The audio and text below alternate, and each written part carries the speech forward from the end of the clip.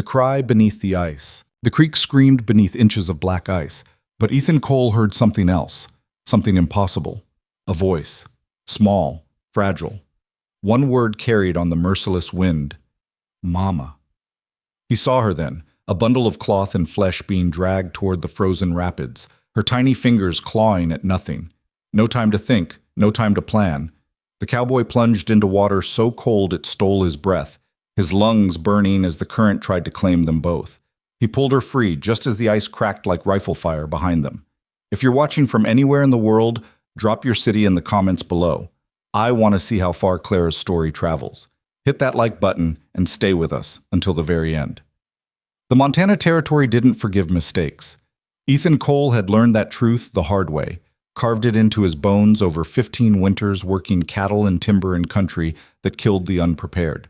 He'd built his life around solitude, a solid cabin tucked against the eastern slope of the Bitterroot Range, a small herd of horses, and enough supplies to outlast any storm the mountains could throw at him. He preferred it that way. Alone meant safe. Alone meant nobody got hurt because of his failures. But that December afternoon, alone became impossible. Ethan had been checking his trap line, the kind of routine work that kept a man fed through the brutal months. The forest stood silent under heavy snow, every branch weighted down, every sound muffled except for the constant rush of Blacktail Creek cutting through the frozen landscape. The water ran too fast to freeze completely, creating a deadly channel of black water beneath deceptive ice along the banks. He was nearly back to the cabin when he heard it. At first he thought it was wind. The mountains played tricks with sound, threw voices across valleys that weren't there. But this was different, rhythmic, desperate. He stopped, one hand on the rifle slung across his shoulder, listening. There it was again. Crying. Not an animal. A baby. Ethan's heart kicked hard against his ribs. There shouldn't be anyone out here. The nearest settlement was 12 miles south, and nobody traveled these trails in deep winter. Nobody sane, anyway. The crying grew louder, more frantic, carried on gusts of wind that cut through his wool coat like it was paper. He moved toward the sound, boots crunching through knee-deep drifts, following the terrible logic of that small voice toward the creek. That's when he saw her, a bundle of dark cloth tumbling along the icy bank, caught in the current's pull where the water ran exposed. The baby, she couldn't have been more than a year old, was half submerged. Her tiny body dragged inexorably toward the rapids downstream where the creek dropped 15 feet over jagged rocks. Mama! The word came out weak, almost lost in the roar of water. Ethan didn't think. Thinking got people killed. He ran, each step a battle against snow and slope, shrugging off his rifle and coat as he reached the bank. The ice extended 3 feet from shore, deceptively solid-looking, hiding the lethal current beneath. He tested it with one boot. It held. Barely. The baby slipped further into the water, her cloth wrappings soaked, weighing her down. Maybe 5 seconds before the current took her completely. Maybe less. Ethan stepped onto the ice. It groaned beneath his weight, but held. 2 more careful steps, arms extended for balance, eyes locked on that small, struggling form. The cold rising from the water below made his bones ache even through his boots. 3 steps. 4. The ice cracked. Not a clean break. A spiderweb of fractures spreading from his right foot, the sound like distant thunder. Ethan dropped to his hands and knees, distributing his weight, the frigid surface biting through his gloves. The baby was just beyond his reach now, her fingers grasping at nothing as the current pulled. Hold on, he said, knowing she couldn't understand, knowing it didn't matter. Just hold on. He stretched forward, every muscle locked tight, and his fingertips brushed soaked cloth. Not enough. The ice complained again, more cracks radiating outward. If he went through here, they'd both die. The current would drag them under the ice downstream, trap them in a frozen coffin. Ethan pushed forward another 6 inches, felt the ice sag beneath him, and grabbed. His fist closed around fabric and small limbs. He pulled, dragging the baby toward him as the ice gave way completely. The shock of the water hit him like a physical blow, so cold it stopped being cold and became pure pain, every nerve ending screaming. The current grabbed at his legs, tried to sweep him sideways toward the rapids. He locked his free arm over solid ice and held on. The baby was in his grasp now, pulled tight against his chest.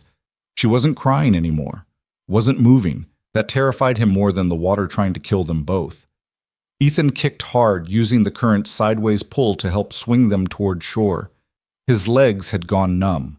His fingers barely responded to his commands. But he kicked again, pulled with his one anchored arm, and felt his knee strike river rock beneath the surface. Shallow water. Close enough. He hauled them both onto the bank, his body shaking so violently he could barely stand. The baby lay motionless in his arms, her lips blue, her skin like ice. Ethan stripped off her soaked wrappings with clumsy fingers, tucked her inside his wool shirt against his bare chest, and ran. The cabin was 400 yards up the slope. It might as well have been 4 miles. His legs felt like wood, unresponsive and heavy. Ice formed in his beard, his hair, along his soaked trousers. The cold penetrated so deep he couldn't feel his feet anymore. Couldn't tell if he was still running or falling. But he made it. His shoulder hit the cabin door hard enough to bruise, and he stumbled inside where the morning fire still burned low in the stone hearth. Ethan fell to his knees in front of the fireplace, building up the flames with shaking hands, adding split wood until heat rolled out in waves. The baby still wasn't moving. He rubbed her small back, her arms, her legs, trying to force circulation, warmth, life back into that tiny body. "Come on," he said through chattering teeth. "Come on, little one. Breathe." Her chest hitched, once, twice. Then she coughed, water spilling from her mouth, and her eyes opened, gray as winter sky, wide and terrified. She started crying again, the most beautiful sound Ethan had ever heard. He wrapped her in dry blankets from his bed, held her close to the fire, and let her cry. His own body shook with cold and delayed shock, but he didn't move, didn't set her down. He just held her and fed the fire and waited for them both to stop shaking. It took an hour before the trembling subsided. The baby, he needed to call her something other than the baby, had fallen into an exhausted sleep against his chest, her small hand fisted in his shirt. Ethan looked down at her face, peaceful now in the firelight, and tried to make sense of what had happened. Someone had left her to die. The thought made something dark and angry coil in his chest. She hadn't ended up in that creek by accident. The nearest trail was 1/2 a mile from where he'd found her, and babies didn't wander. Someone had carried her out into the wilderness in the dead of winter and left her to freeze or drown or both. Who would do that, and why? Ethan gently laid her on the pile of blankets near the hearth and set about changing his own wet clothes, his mind working through possibilities. An unwanted child, maybe.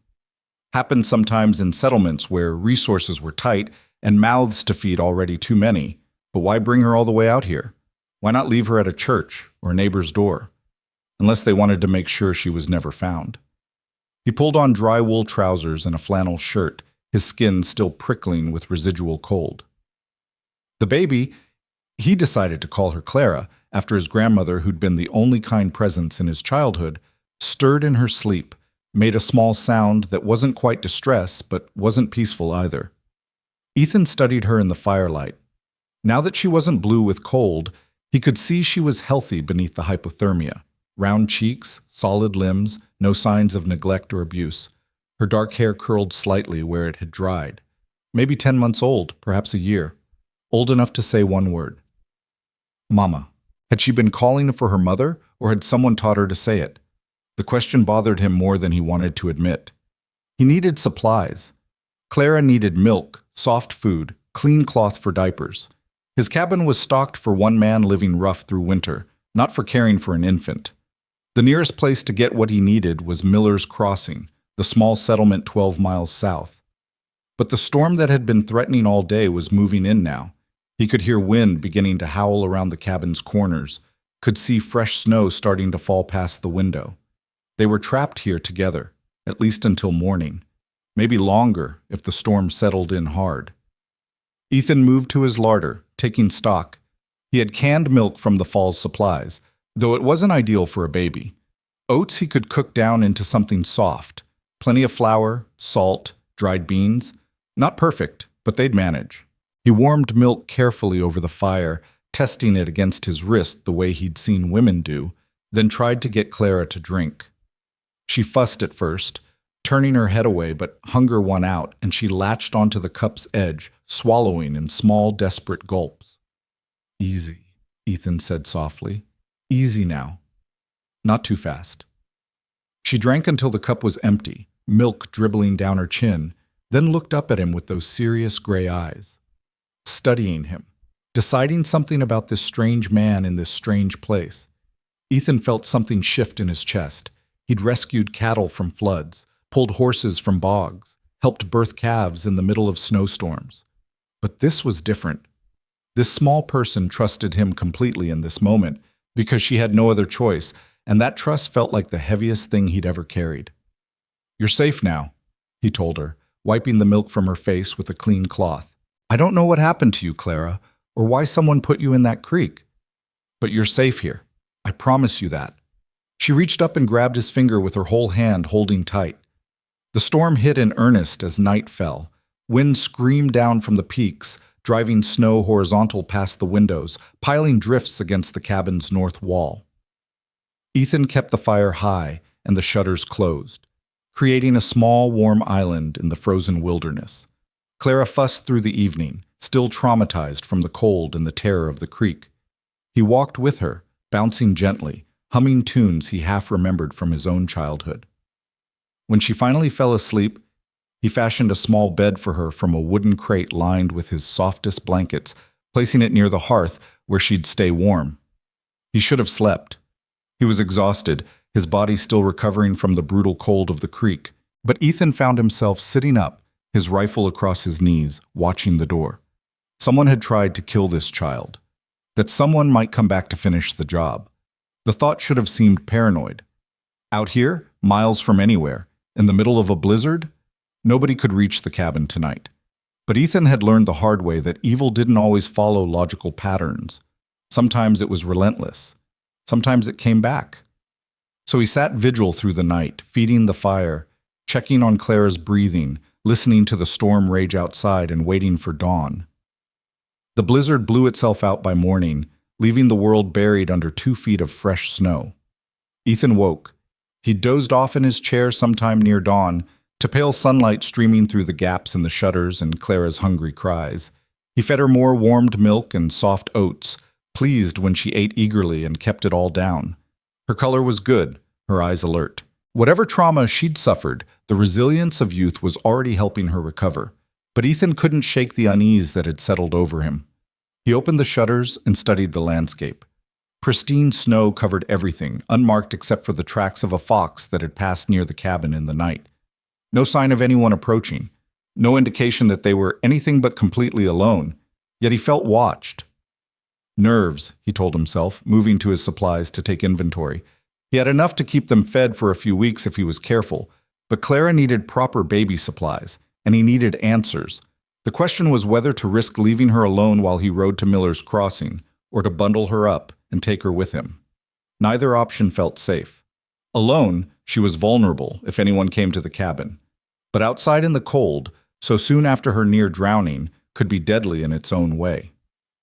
Ethan was still wrestling with the decision when he heard it, hoofbeats.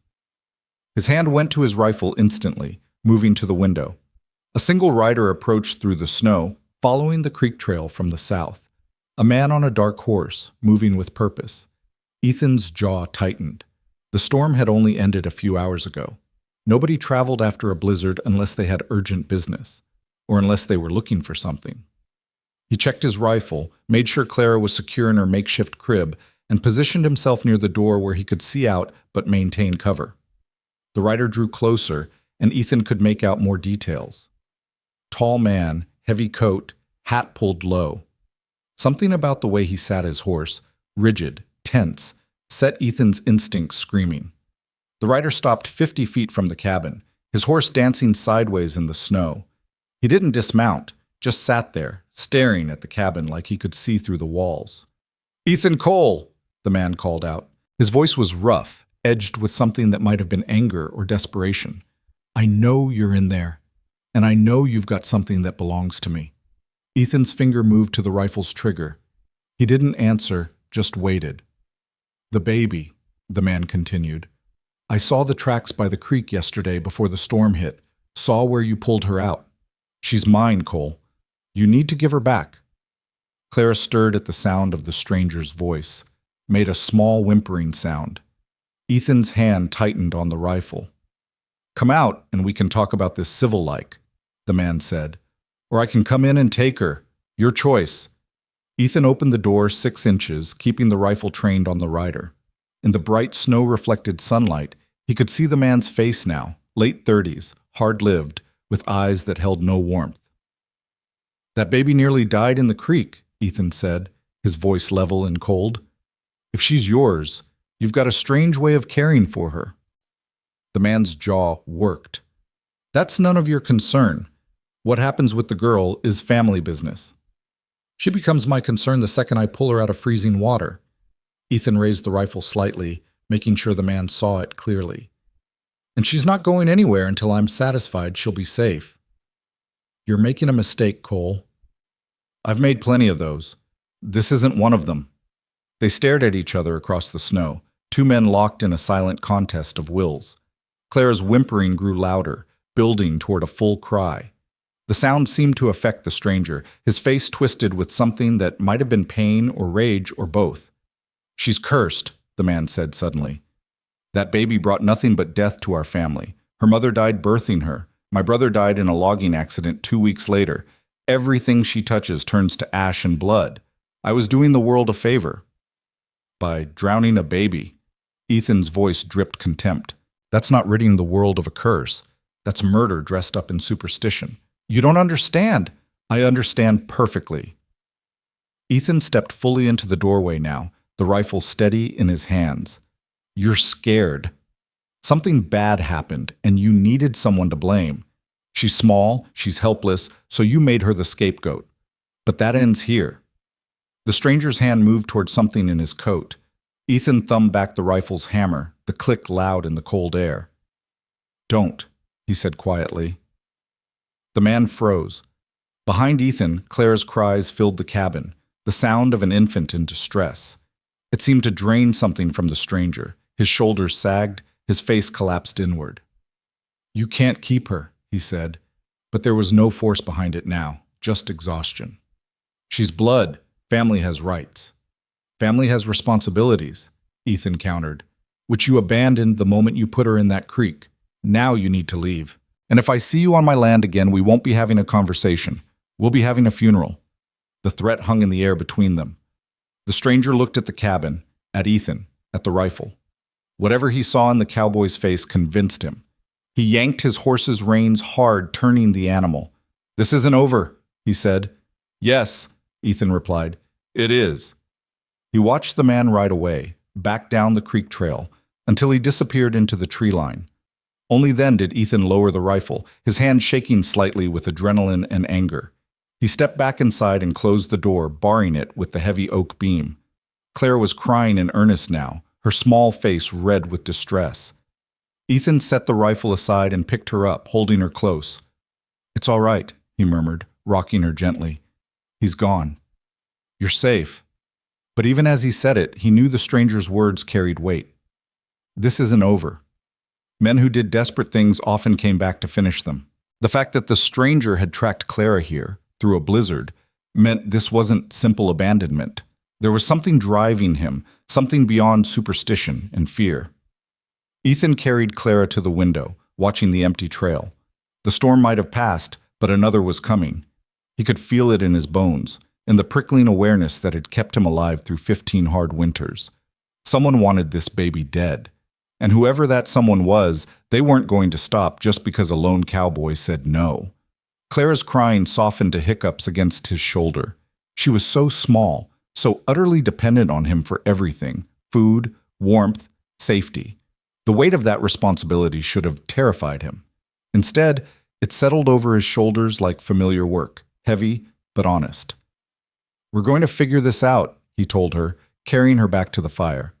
Whatever your story is, whoever hurt you, we're going to make sure you get a real chance at life. I promise you that. She looked up at him with those serious gray eyes, still too young to understand words, but perhaps sensing the commitment behind them. Her small hand reached up and touched his bearded face, exploratory and gentle. Ethan thought about the stranger's words. cursed, brought nothing but death. Superstitious nonsense, the kind of poison that infected minds when people looked for easy answers to hard questions. But he'd seen what that kind of thinking did to people, how it could justify any cruelty, any violence, as long as you convinced yourself you were fighting some greater evil. Clara wasn't cursed. She was a baby who'd had the misfortune of being born into a family that confused grief with judgment, that needed someone to blame for their own bad luck. And they'd chosen her. Not anymore. Ethan spent the rest of the day fortifying the cabin, checking sight lines, making sure he could defend their position if the stranger returned with reinforcements. It felt paranoid, excessive even, but he'd learned long ago that preparation bought survival, and right now survival was all that mattered. As darkness fell again, he fed Clara and settled her into her crate bed, watching as her eyes grew heavy and sleep claimed her. She looked peaceful now, content, like the trauma of the creek was already fading into instinct rather than memory. He hoped that was true. Hoped she was young enough that none of this would scar her, that she could grow up without the shadow of what had almost happened to her. But even as he hoped, Ethan prepared for the worst. He cleaned his rifle, checked his ammunition, and positioned himself once more in the chair facing the door. Outside, the Montana winter pressed close around the cabin, vast and indifferent to the small drama unfolding within its frozen grasp. Somewhere in that darkness, a man rode with murder in his heart, convinced he was doing righteous work. And in the cabin's warm interior, a cowboy who'd chosen solitude over connection found himself willing to kill to protect a child he'd known for less than 2 days. Clara stirred in her sleep, made a small sound that wasn't quite distress. Ethan moved to her side immediately, placing a gentle hand on her small back until she settled again. "I've got you," he whispered into the darkness. "Whatever comes, I've got you." The fire crackled. The wind picked up outside, promising another cold night. And Ethan Cole, who'd spent 15 years avoiding responsibility for anyone but himself, sat vigil over a sleeping infant and waited for whatever dawn would bring. Dawn brought no peace, only confirmation that winter wasn't finished with them yet. Ethan woke to the sound of ice pelting against the shutters, a late-season storm that turned the world into a blur of white and gray. Clara was already awake, sitting up in her makeshift bed, watching him with those steady eyes that seemed too knowing for someone so small. "Morning, little one," he said, his voice rough with sleep. She reached for him immediately, and he picked her up, feeling the trust in that simple gesture like a weight against his chest. He fed her warmed milk and soft porridge while the storm raged outside, grateful for the reprieve it offered. Nobody would be traveling in this weather, not the stranger who'd come yesterday, not anyone. They had time, at least for now, to figure out their next move, but by mid-morning the storm had shifted into something else entirely. The wind changed direction, coming now from the east, and with it came a sound that made Ethan's blood run cold. Dogs. Baying in the distance, multiple voices carrying across the snow.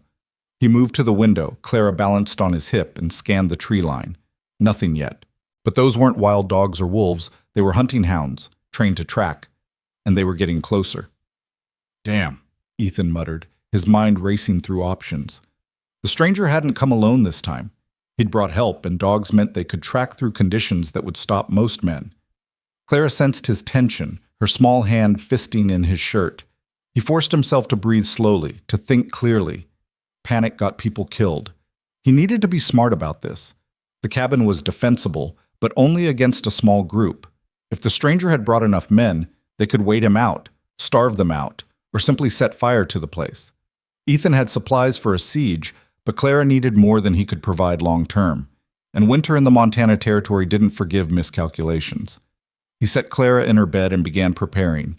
Extra ammunition, water, food that could be eaten cold if they had to let the fire die. He filled his pockets with rifle cartridges, checked his revolver, and positioned both weapons within easy reach. The baying grew louder, closer. Ethan could distinguish individual dogs now, at least 3, maybe 4, and where there were dogs, there were men following. He just moved back to the window when he saw them emerge from the tree line. 5 riders this time, the stranger from yesterday in the lead, flanked by 4 others. The dogs ranged ahead of them, noses to the ground, pulling their handlers toward the cabin with single-minded purpose. The The group stopped at the same place the stranger had yesterday, just beyond rifle range. Smart. They'd learned from the previous encounter. The stranger dismounted this time, standing in his stirrups to call out, "Cole, we need to talk." Ethan didn't answer. He watched the other men, cataloging details.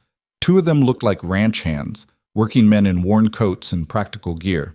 The other two were different, harder, meaner, with the look of men who hired out their guns.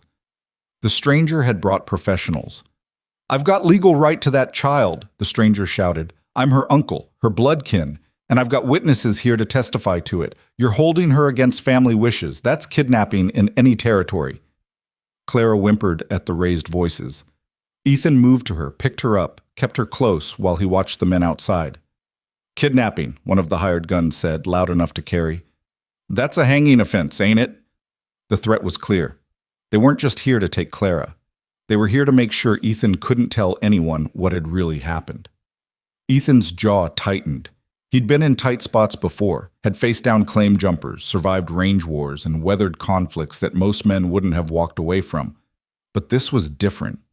This wasn't about land or cattle or pride. This was about a child who couldn't defend herself, whose entire future depended on what happened in the next few hours. "You've got 1 minute to bring her out," the stranger called. "After that, we come in and take her. And you." Ethan looked down at Clara. She was watching him, those gray eyes serious and calm despite the shouting outside. She trusted him, had no choice but to trust him, and he'd promised her safety. He made his decision. "You want her," Ethan called back, his voice carrying across the snow. "You're going to have to come through me to get her, and I promise you, some of you won't make it back down that mountain." The silence that followed was heavy, weighted with the knowledge that he meant every word. The hired guns shifted in their saddles, exchanging glances. They were being paid to intimidate, maybe to shoot if it came to that. But dying in the Montana wilderness for someone else's family feud? That was a different calculation. "You're one man," the stranger said, but there was uncertainty in his voice now. "You can't hold out forever?" "Don't need forever, just need to make it expensive enough that you decide she's not worth it." One of the ranch hands spoke up then, his voice carrying doubt. "Tom, maybe we should think about this. If he's willing to die for her, maybe—" "Shut up," the stranger, Tom, snapped. "She's cursed. You all know what happened after she was born. My sister dead, my brother dead, the ranch plagued with accidents and bad luck. It doesn't stop until she's gone. Or maybe it doesn't stop because you keep blaming an innocent baby for things that ain't her fault," Ethan called back. "People die, Tom. Accidents happen. That's life in this territory. But turning that into an excuse to murder a child? That's on you, not her." The words hit harder than Ethan expected. He saw it in the way the ranch hand shifted, and how one of the hired guns suddenly found something fascinating about his saddle horn to look at. Doubt was spreading through the group like ice across still water. Tom saw it too. $20 to each of you when this is done," he said quickly. $40 if we have to go in after her." Money talked. Ethan watched the hired guns straighten, their doubts bought and paid for. The ranch hands still looked uncertain, but they were here, and walking away now would mean losing wages in the dead of winter. "Last chance, Cole," Tom called. "Bring her out, or we're coming in." Ethan didn't answer. He moved away from the window, positioning himself where he had clear shots at the door and the main window. He set Clara in her bed, as far from the potential lines of fire as the small cabin allowed. "I'm sorry, little one," he said softly. "This is going to get loud, but I need you to stay right here, understand? Stay down and stay quiet." She looked at him, solemn and trusting, and something in Ethan's chest cracked. He'd known this child for 2 days, 48 hours. But somewhere in the space between pulling her from that frozen creek and this moment, she'd become his to protect. Not because of blood or law or any claim recognized by the territory, just because she was small and helpless, and he'd been there when she needed someone. Sometimes that was enough. The first shot came without warning, punching through the shutter and embedding itself in the far wall. Clara cried out, and Ethan was moving before the echo faded, returning fire through the window. His bullet took one of the hired guns in the shoulder, spinning him out of his saddle. "Get around back," Tom was shouting. "Circle the cabin." More shots followed, a sustained volley that tore through shutters and chipped at the log walls. Ethan stayed low, moving between positions, returning fire methodically. He wasn't trying to kill, not yet, just trying to make them understand that taking this cabin would cost them. He caught movement at the side window, swung the rifle that direction, and fired. The glass shattered, and someone outside cursed. One of the ranch hands, clutching a bleeding arm, stumbled back into view. "I'm hit!" the man yelled. "Tom, I'm hit!" "Then get to cover and stay there." Tom's voice had lost its certainty now, taking on the sharp edge of a man whose plan was falling apart. Ethan reloaded, his hand steady despite the adrenaline coursing through him. Clara was still crying, terrified by the noise and chaos. He wanted to go to her, to comfort her, but he couldn't. Not while men with guns surrounded his cabin. A log near the door exploded inward as someone fired a heavier caliber weapon, probably a buffalo gun or something similar. Splinters rained across the floor, and Ethan realized they were trying to weaken the door's structure. "They're going to rush it," he said aloud, his mind working through the tactical problem. The door was solid oak, but enough heavy rounds would compromise it, and once it gave way, 5 men could pour through faster than he could shoot them all. He needed to change their thinking. Ethan moved to his supplies, found the can of lamp oil he used for winter lighting, and poured it along the base of the door. Then he moved to the fireplace, pulled out a burning branch, and held it ready. "You want to come through this door," he shouted. "You're going to do it through fire." The shooting stopped. He could hear urgent conversation outside, too low to make out words, but the tone was clear. They hadn't expected this level of resistance, hadn't counted on him being willing to burn his own home to keep them out. "You're insane, Cole," Tom yelled. "I'm motivated," Ethan corrected. "There's a difference." Clara's cries had subsided to frightened whimpers. Ethan risked a glance at her. She'd curled into a tight ball in her bed, her small body shaking. The sight made something fierce and protective rise in him, sharp as any blade. "Tom," one of the ranch hands called out, "this ain't worth it. We got 2 men hit, and he's ready to burn the place down. The baby probably won't even survive the fire. What's the point?" "The point is she's cursed," Tom's voice cracked with desperation. "Don't you understand? As long as she lives, the bad luck continues. I've lost everything because of her. Everything." "You've lost everything because you're standing outside a cabin in a blizzard trying to murder your own niece," Ethan shouted back. "That's not curse-breaking, Tom. That's just evil dressed up in excuses." The words hung in the cold air. Ethan could see part of the group through the shattered window, the wounded hired gun being tended by one of the ranch hands, the other gun looking toward Tom with something like disgust on his face. "I'm done," the unwounded hired gun said suddenly, loud enough for everyone to hear. "Whatever you're paying ain't worth this. Man in there is right. This is murder, and I don't kill babies for any price." He turned his horse, started riding away. Tom lunged for the man's reins, but the gun shoved him back hard enough to send him sprawling in the snow. "Anyone else want to stay and die for a madman's vendetta?" the gun called out. "Because that's what this is, and I've seen how it ends." One of the ranch hands helped his wounded friend into a saddle. "I'm getting him to a doctor," he said to Tom. "This whole thing's wrong, and you know it." "Cowards," Tom spat. "All of you cowards!" But they were leaving, the ranch hands and the wounded gun, picking their way back down the trail. That left Tom, alone now, standing in the snow with his dogs and his rage, and the certain knowledge that his plan had failed. Ethan watched him through the damaged window, rifle ready. Tom was the most dangerous now, cornered, desperate, with nothing left to lose. Men in that state did unpredictable things. "It's over, Tom," Ethan said, his voice carrying across the space between them. "Your men are gone. You're alone.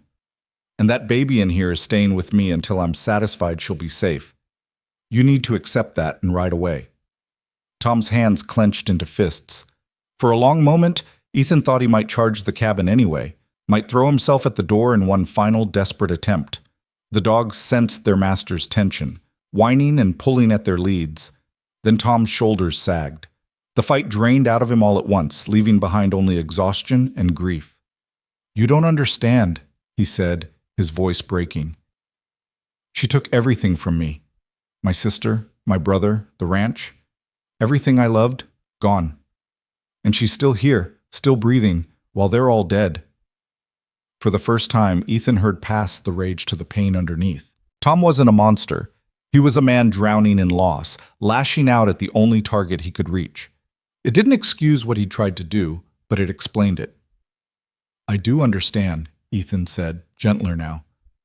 "I know what it's like to lose people, to want someone to blame because the alternative is accepting that sometimes bad things just happen.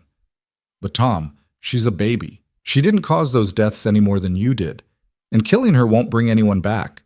It'll just add one more death to carry."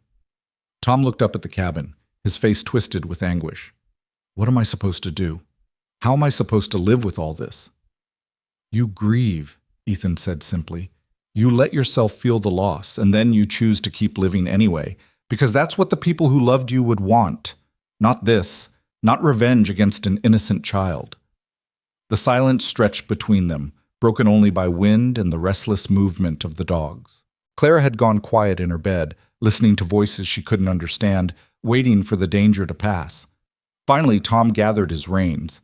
"If anything happens to her," he said, "if she dies or gets hurt, that's on you now. You took that responsibility when you pulled her from the creek." "I know," Ethan said, "and I'll carry it." Tom nodded once, a sharp jerk of his head, then mounted his horse. He sat there a moment longer, staring at the cabin, at the shattered window and damaged walls, at the physical evidence of how far he'd been willing to go. "I hope you're right," he said quietly.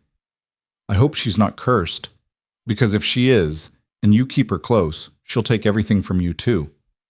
Then he turned his horse and rode away, the dogs trotting alongside, leaving Ethan alone with the wreckage of the confrontation and a crying baby who'd survived another attempt on her life.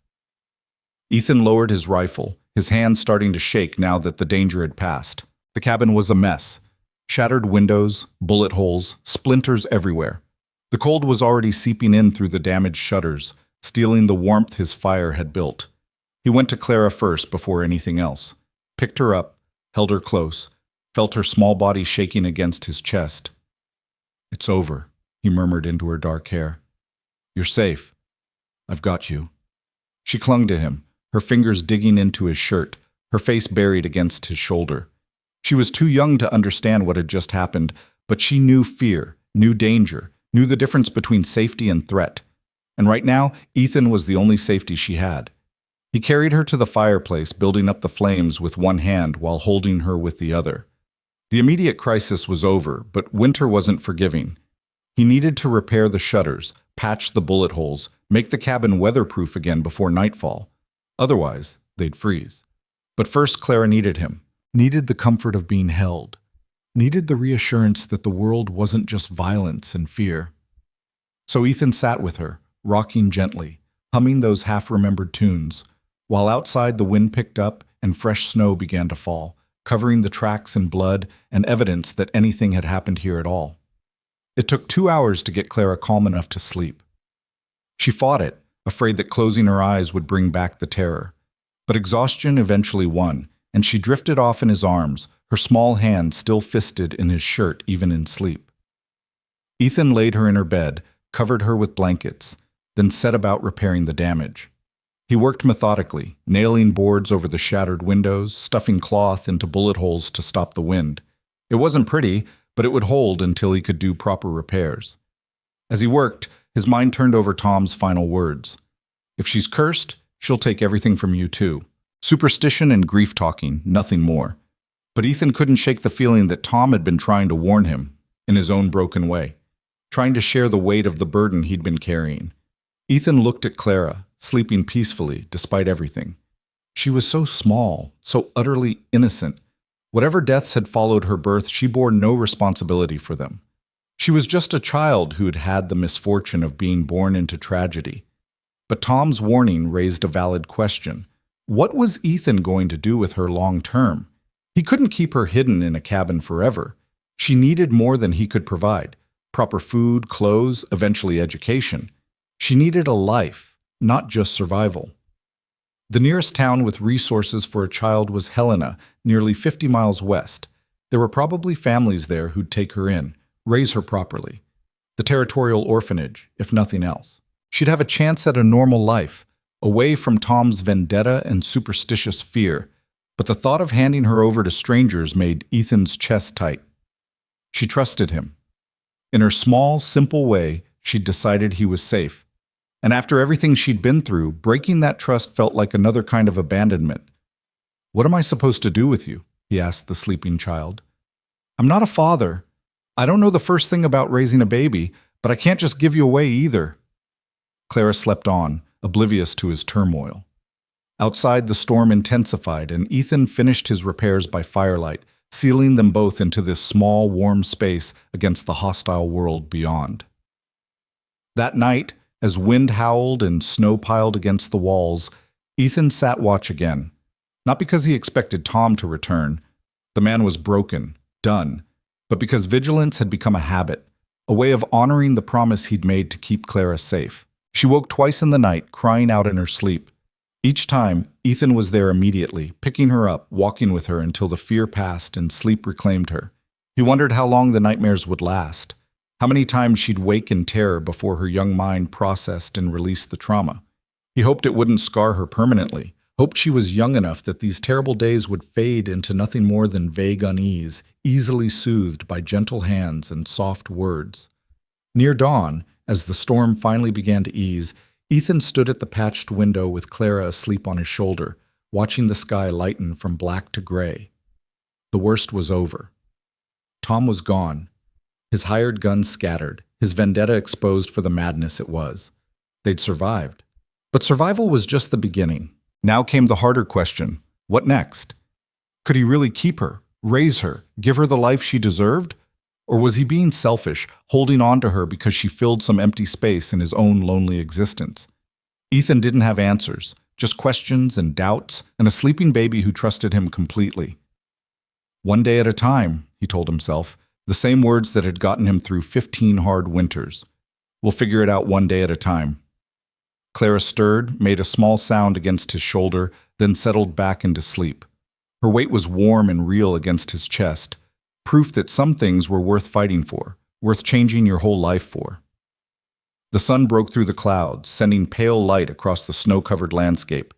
It was still winter, still harsh and unforgiving, but spring would come eventually. It always did. And when it came, Ethan and Clara would face it together, whatever that meant, whatever it cost. For now, that was enough. 3 weeks passed before the next rider came, and this time it wasn't Tom. Ethan saw him from a distance, a single horseman moving slowly up the trail, leading a pack mule loaded with supplies. No aggression in his approach, no attempt at concealment, just a steady, deliberate progress through snow that was finally starting to soften at the edges, hinting that winter might eventually release its grip. Clara was on the floor near the fire, playing with wooden spoons Ethan had carved for her, babbling to herself in that language only babies understood. She'd grown in the weeks since the confrontation, stronger, more confident, her gray eyes bright with curiosity about everything around her. The nightmares had faded to occasional whimpers in the night, easily soothed. Ethan watched the approaching rider while checking his rifle out of habit. The man was older, maybe 60, with a gray beard and the kind of weathered face that came from decades in the mountains. He wore a marshal's badge on his coat, visible even from a distance. Law had finally arrived. "Stay here, Clara," Ethan said, though she couldn't understand. He stepped outside, rifle held loose but ready, and waited as the marshal drew close enough to speak. "Ethan Cole?" the man called out, his voice rough but not hostile. "That's right." The marshal reined in his horse 20 feet from the cabin, his hands visible and empty. "Name's Walter Briggs. I'm the territorial marshal out of Helena. Mind if I step down? My back's not what it used to be, and I've been riding for 2 days. Ethan studied him, looking for deception or threat. Found nothing but tired honesty and the particular weariness of a man who'd seen too much and believed in too little. "Step down," Ethan said, "but keep your hands where I can see them."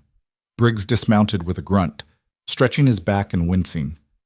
"Getting too old for this work," he muttered.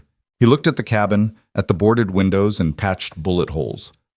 "Heard there was some trouble up here. Figured I should ride out and get the story firsthand before deciding what to do about it." "Who told you?" "Man named Tom Hutchins came into Helena 3 weeks back, drunk, and talking about how you'd stolen his niece. Said you'd shot at him and his men when they came to claim her legal like." Briggs pulled off his gloves, blowing on his hands. Of course, the men who rode with him told a different story when I tracked them down. Said Tom tried to hire them to murder a baby, and you stopped him. So I'm here to sort out which version is closer to truth. Claire's voice drifted from inside the cabin, singing tunelessly to herself. Briggs's eyebrows rose. That the baby in question? Ethan nodded slowly. Her name's Clara. I pulled her out of Blacktail Creek back in December. Someone had left her there to die. And you think that someone was Tom Hutchins? I know it was. He admitted as much when he came here demanding I give her back. Briggs was quiet for a moment, his weathered face unreadable. Tom says the baby's cursed, says she killed his sister and brother, brought bad luck to his whole family, says you're harboring something dangerous. Tom's grief made him crazy, Ethan said flatly. The baby didn't kill anyone. His sister died in childbirth, happens all the time in this territory. His brother died in a logging accident. Tragic, but not supernatural. Tom just needed someone to blame, and Clara was convenient. So you appointed yourself her protector. I pulled her out of a frozen creek. That made me responsible. Ethan's grip tightened slightly on the rifle. Are you here to take her? Briggs met his eyes, and something passed between them. An understanding between men who'd both seen the worst the territory had to offer and had to make hard choices about what mattered. That depends, the marshal said carefully, on whether you're planning to keep her or hand her over to the territorial authorities. What would the authorities do with her? Orphanage in Helena. It's not a bad place, far as those things go. Clean, warm, enough food. She'd be raised proper, maybe get adopted by a family with means. Briggs paused. Of course, she'd also be just another orphan, in a system that's got more children than resources. Might grow up there. Might not. Hard to say. Ethan looked back at the cabin, where Clara continued her one-sided conversation with the wooden spoons. In 3 weeks, she'd become part of the rhythm of his life. Wake at dawn to her babbling. Feed her. Play with her. Teach her to clap her hands and stack small stones. Watch her discover snow and firelight and the way dust motes danced in sunshine. Simple things that had transformed his solitary existence into something else entirely. What if I kept her? He asked. Briggs studied him with those tired, knowing eyes. Then you'd be raising a child alone in the wilderness. No woman to help, no family to support you. It'd be hard, Cole. Harder than anything you've done before. I know. You got any experience with children? None. Any idea what you're getting into? The sleepless nights, the constant worry, the responsibility that never ends? Ethan thought about the past 3 weeks. The exhaustion, the fear every time Clara coughed or seemed too warm. The weight of knowing that every decision he made affected another human being who couldn't speak for herself. Some, he said. Enough to know it's not simple. Briggs nodded slowly. Tom Hutchins still has legal claim to that baby.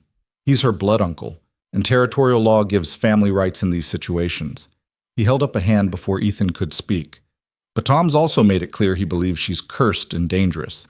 Put that in my report to the territorial judge. And I got statements from the men who rode with him, detailing how he tried to hire them for murder. That carries weight. So what happens now? Now I write my report, Briggs said, and I make a recommendation to the judge about what should be done. Could recommend the baby be placed in the orphanage. Could recommend she be given to Tom despite everything. Or, he paused, choosing his words carefully. Could recommend she be placed with someone who's already proven he'll protect her, even against impossible odds. Hope and fear warred in Ethan's chest. You'd recommend that? Depends on what I see here. Briggs gestured toward the cabin. Mind if I meet her? See how she's doing? Ethan hesitated, then nodded. He led the marshal inside, where warmth and the smell of cooking oats greeted them. Clara looked up from her play, saw the stranger, and immediately crawled to Ethan, pulling herself up on his legs. Up, she said clearly. It was a new word, learned just 2 days ago, and Ethan still felt a small thrill every time she used it. He picked her up, and she immediately buried her face in his shoulder, peeking at Briggs from the safety of Ethan's arms. She's shy with strangers, Ethan explained. Briggs' expression softened. He'd probably seen 100 orphans in his time as marshal, children left behind by death or disaster. But something about Clara, her healthy color, her clean clothes, the way she clung to Ethan with absolute trust, seemed to affect him. "She looks well cared for," he said quietly. "Better than most babies I see in the territory." "I do my best." Briggs walked slowly around the cabin, taking in the repairs Ethan had made, the clean floor, the small bed fashioned from a crate, with careful attention to comfort. He saw the wooden spoons, the soft cloth toys Ethan had sewn from scraps. Evidence of a man trying to provide not just survival, but something approaching normalcy. "You love her," Briggs said. It wasn't a question. Ethan looked down at Clara, who'd relaxed now, and was studying the marshal with cautious interest. "She's mine to protect. That's enough." "No," Briggs said. "It's more than that, and we both know it. You could have turned her over to Tom, could have rode to Helena and handed her to the authorities. Would have been easier, safer. But you didn't. You kept her and fought for her, and now you're standing here ready to fight me if that's what it takes." Clara reached up and patted Ethan's bearded face, a gesture of affection she'd started doing recently. He caught her hand gently, kissed her small fingers without thinking about it. Briggs saw the exchange, nodded to himself like something had been confirmed. "I'm going to ask you straight, Cole. You want to keep this baby? Raise her as your own?" The question hung in the warm air of the cabin. Ethan had been avoiding thinking about it directly, taking things one day at a time like he'd promised himself. But now, forced to voice it, he realized the answer had been growing in him for weeks. "Yes," he said. "I want to keep her. Even knowing it'll change everything about your life? Even knowing people will talk, will question whether a single man should be raising a baby girl?" "Let them talk." Briggs smiled, the expression transforming his weathered face. "Good answer." He moved to the door, looked out at the mountains still wrapped in winter. "I'll file my report when I get back to Helena. It'll take a few weeks for the judge to review it and make a decision. Until then, you keep doing what you're doing. Keep her safe, keep her healthy, keep being the father she needs." "And if the judge decides against me?" The marshal's expression hardened. "Then you'll have a choice to make, but cross that bridge when you come to it." He pulled his gloves back on, preparing to leave. "One more thing. Tom Hutchins is still in Helena. He's broken, drinking heavy, telling anyone who'll listen about the curse. Most folks dismiss him as a grief-mad fool, but some believe. And believers can be dangerous. He won't come back here." "Probably not, but keep your guard up anyway." Briggs mounted his horse with another pained grunt. "I'll send word when the judge makes his ruling. Could be a month, could be 3. Territorial justice moves slow. We'll be here." Briggs gathered his reins, then paused. "You know, I've been doing this work for near 30 years, seen every kind of ugly the territory can produce. But I've also seen moments of grace. People choosing to do right when doing wrong would be easier. That baby there, she's lucky. Most children in her situation don't get a second chance." "I'm the lucky one," Ethan said, and meant it. The marshal rode away, leading his pack mule back down the mountain. Ethan stood in the doorway with Clara in his arms, watching until Briggs disappeared into the trees. The encounter had settled something in him, made real what had been forming in his heart. Clara was his, not by blood or law yet, but by choice and commitment, and the kind of bond that formed when you'd fight the world to keep someone safe. "What do you think, little one?" he asked her. "Think you can put up with me for the long haul?" She grabbed his beard and pulled, laughing when he pretended it hurt. The sound filled the cabin with light and warmth, driving back shadows he hadn't even known were there. The weeks that followed took on a different quality. Before, Ethan had been surviving, protecting, waiting for the next threat.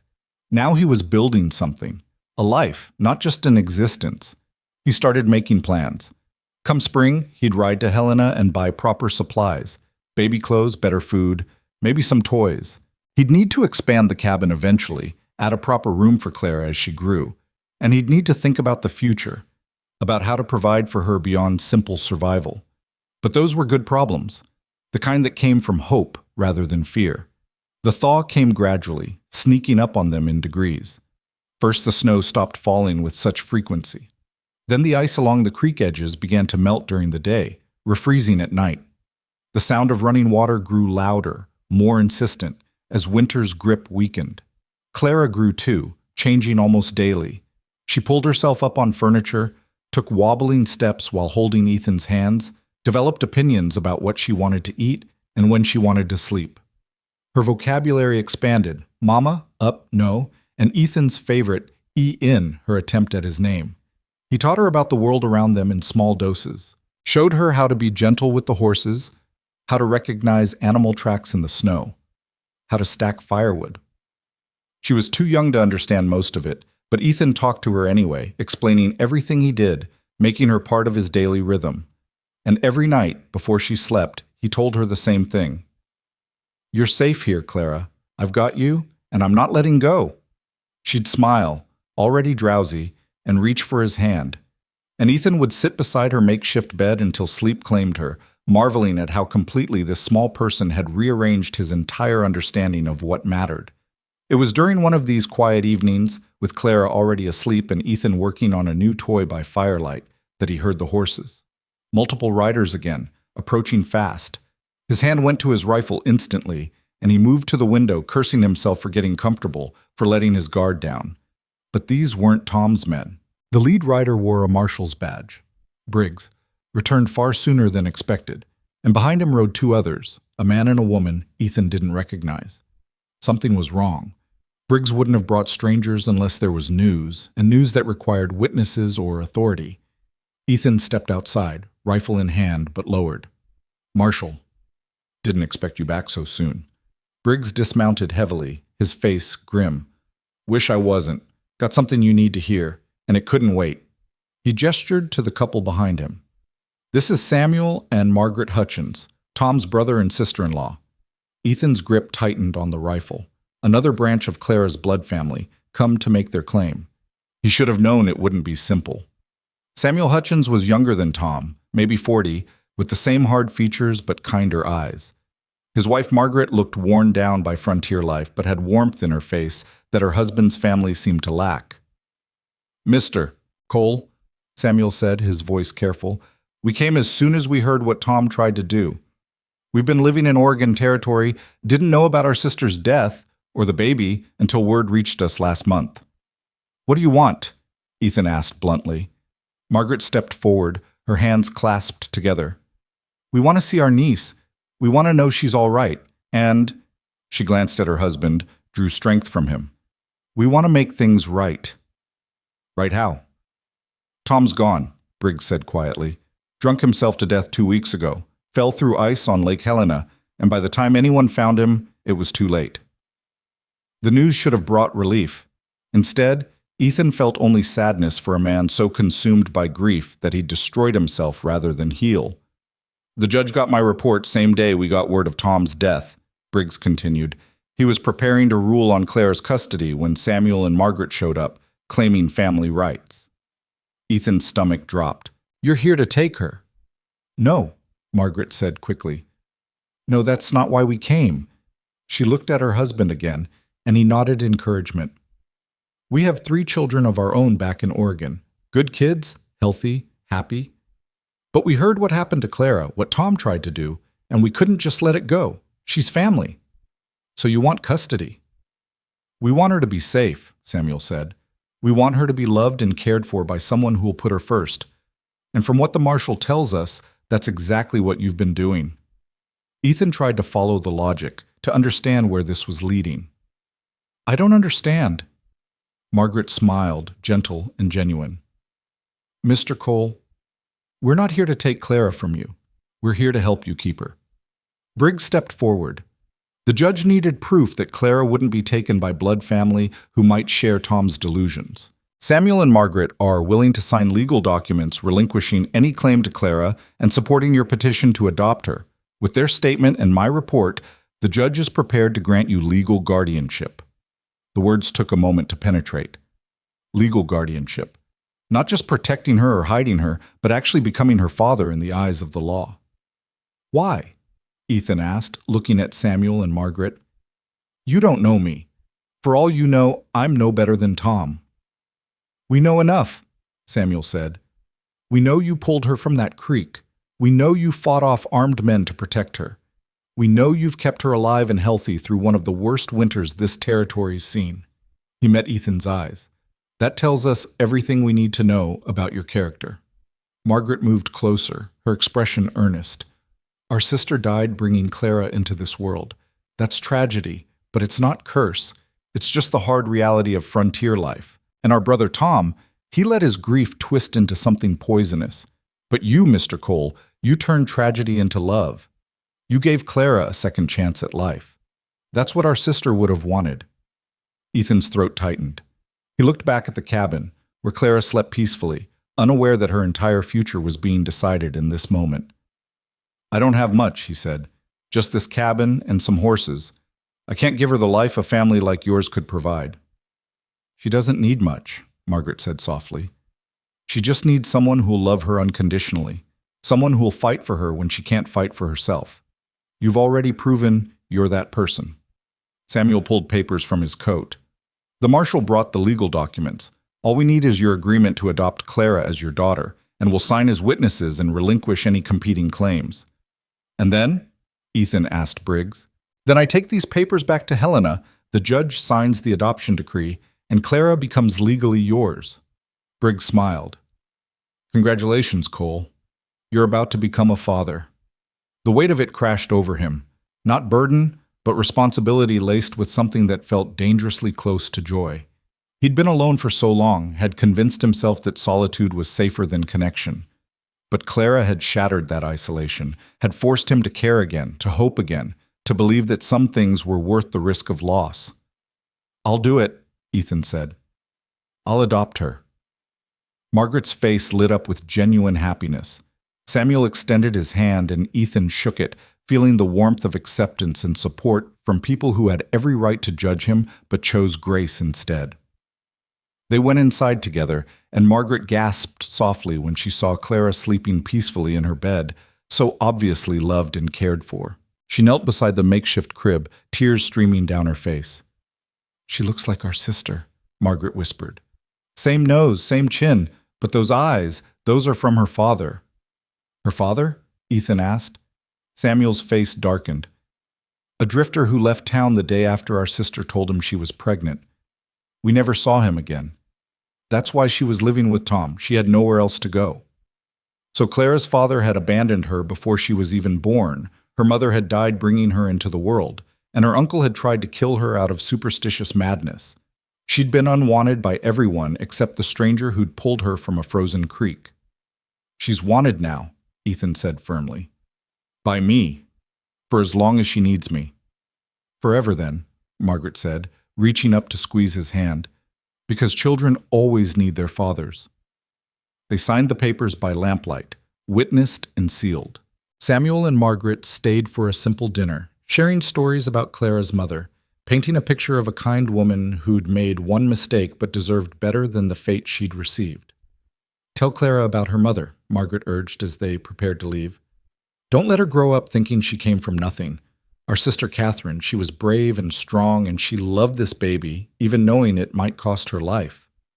I will, Ethan promised. She'll know where she came from. After they left, riding back to Helena with Briggs and the precious legal documents, Ethan sat alone in the quiet cabin. Clara still slept, unaware that her life had just changed forever, that she was no longer an orphan dependent on a stranger's charity, but a daughter with a father who'd chosen her deliberately. He picked up one of the wooden spoons he'd carved for her, feeling the smooth grain under his thumb. Such a simple thing, but made with care and attention. That's what he could give her, not wealth or status or an easy life, but care and attention, and the fierce protection of someone who'd already proven he'd die before he'd let her come to harm. You're mine now, he said softly to the sleeping child. Really mine. And I'm yours. Guess we're stuck with each other, Clara Cole. The name sounded right. Clara Cole, daughter of Ethan Cole. A family made not by blood, but by choice and circumstance, and the kind of love that grew from shared hardship. Outside, the sound of running water grew louder as more ice melted. Winter was ending at last, giving way to the promise of spring. And with it came the possibility of new beginnings, fresh starts, and the hope that even in the hardest territory, life could find a way to flourish. Spring arrived not with fanfare but with persistence, wearing down winter's defenses one warm day at a time. The creek that had nearly claimed Clara's life now ran clear and gentle. The roar of dangerous current softened to a steady murmur. Patches of brown earth appeared through melting snow, and the first brave shoots of green pushed through the cold ground, reaching for sunlight. Clara took her first independent steps on one of those early spring mornings, letting go of the chair she'd been using for support and walking 3 wobbling paces into Ethan's waiting arms. He caught her, lifted her high, and her delighted laughter rang through the cabin like bells. "Look at you," he said, spinning her around. "Walking all on your own. Won't be long before I can't keep up with you." She grabbed his face with both hands, planted a wet kiss on his cheek, and said, "Papa," clear as day. Ethan froze. She'd been trying the word for weeks, approximating it in various forms, but this was the first time she'd said it properly. Papa, not E-in or any other baby version, but the real word, chosen and delivered with intention. "That's right," he said, his voice rough with emotion. "I'm your papa, and you're my Clara." The legal documents had arrived from Helena 2 weeks prior, official and stamped with the territorial seal. Clara Cole, daughter of Ethan Cole, adopted in the eyes of the law and recognized by the Montana Territory as his legitimate child. Briggs had delivered them personally, along with news that Tom had been buried quietly and that Samuel and Margaret sent their best wishes for Clara's future. Ethan had read those papers a dozen times, still half expecting them to vanish like a dream. But they were real, solid as the ground beneath his feet. Clara was his daughter now, protected not just by his determination, but by the full weight of territorial law. He'd started making changes immediately. The cabin received proper repairs. New glass for the windows, fresh chinking between the logs, a second room added for Clara as she grew. He'd traded furs and labor for lumber, worked late into the evenings building walls and installing a door, creating a space that would be hers alone. The work was hard but satisfying in a way his previous solitary existence had never been. Everything he built now had purpose beyond mere survival. The expanded cabin wasn't just shelter, it was a home. The garden plot he prepared wasn't just for food, it was for teaching Clara where vegetables came from. The gentle mare he'd traded for wasn't just transportation. She was for the day Clara would learn to ride. Every decision carried her future in it, and Ethan found himself planning years ahead instead of just seasons. What would she need when she was 5, 10, 15? How would he teach her to read when he'd only had basic schooling himself? What would he tell her when she asked about her mother, about why she didn't have family beyond him? These questions worried at him during quiet moments, but they were good worries. The kind that came from caring about outcomes, from investing in something beyond your own immediate needs. One afternoon in late March, Ethan was working on the garden plot while Clara played nearby, digging in the soft dirt with a wooden spoon. She was content in the way only children could be, finding infinite entertainment in simple things. He just turned over a section of earth when he heard a horse approaching. His hand went to the rifle propped against the fence post, old habits dying hard. But the rider who emerged from the tree line was familiar. Marshal Briggs, looking even more tired than the last time Ethan had seen him. "Marshal," Ethan called out, relaxing slightly. "Didn't expect to see you again so soon." Briggs dismounted with his usual pained grunt. "Wish I was here for a social call, but I've got news you need to hear." He spotted Clara, and his weathered face softened. "She's grown. Like a weed, walking now, getting into everything." Ethan lifted Clara, brushing dirt from her dress. "What's the news?" The marshal's expression turned serious. "There's been talk in Helena about you, about Clara, about the circumstances of her adoption. Most of it's harmless gossip, but some of it's turning ugly." Ethan's jaw tightened. "What kind of talk?" "Folks questioning whether a single man should be raising a baby girl, wondering if maybe the territorial authorities made a mistake. There's a woman in particular, Agnes Pemberton, who's made it her mission to rescue Clara from what she calls an inappropriate situation." "Who is she?" "Runs the orphanage in Helena. Decent woman in most respects, but she's got firm ideas about propriety and family structure. She's petitioning the territorial judge to review the adoption, claims it's not in Clara's best interest to be raised by an unmarried man in the wilderness." The words hit Ethan like a physical blow. After everything they'd been through, after the legal documents and the acceptance and the promise of a fresh start, someone was trying to take Clara away based on nothing more than social convention. Can she do that? He asked. Can she challenge the adoption? Briggs shrugged. Judge has discretion to review cases if there's concern for the child's welfare.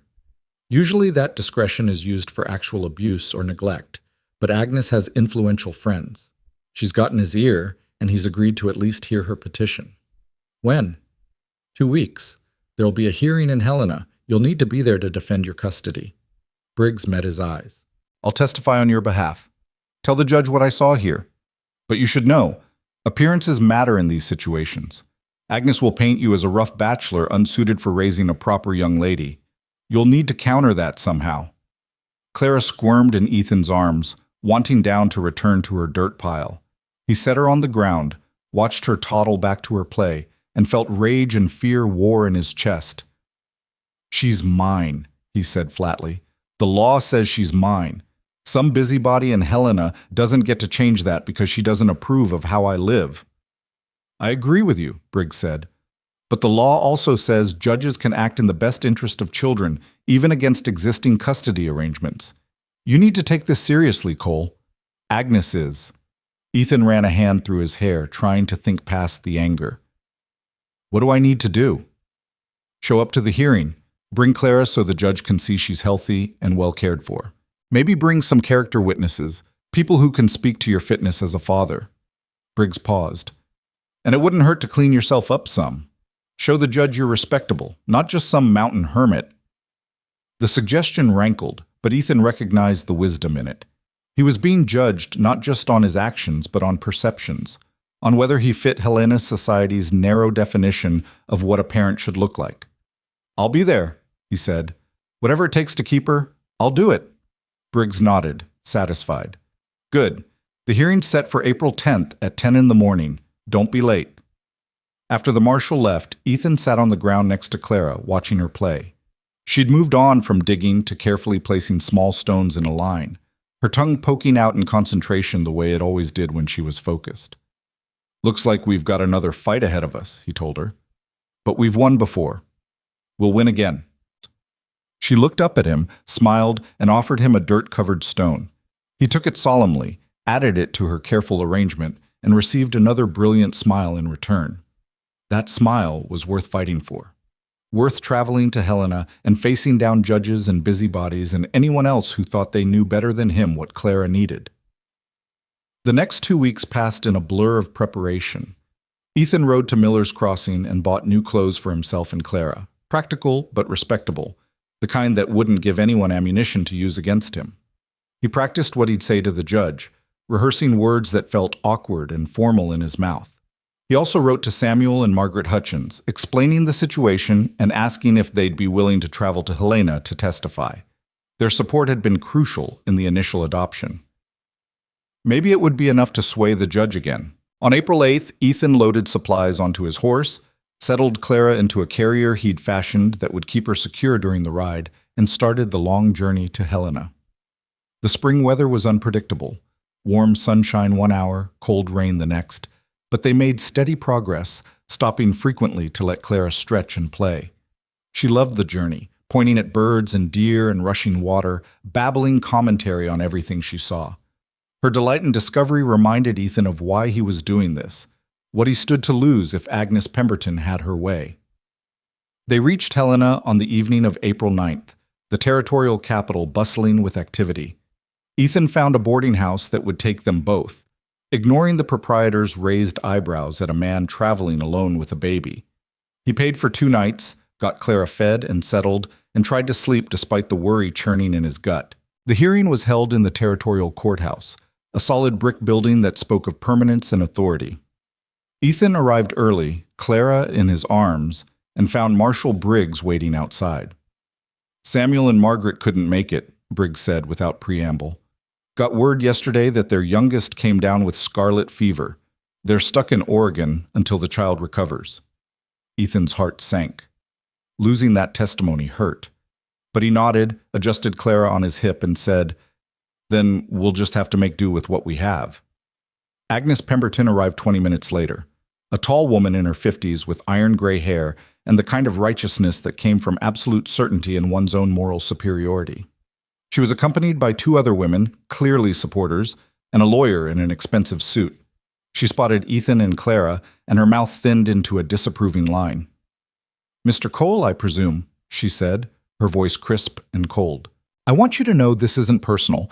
I simply believe that child deserves better than to be raised in isolation by someone ill-equipped to provide proper feminine guidance.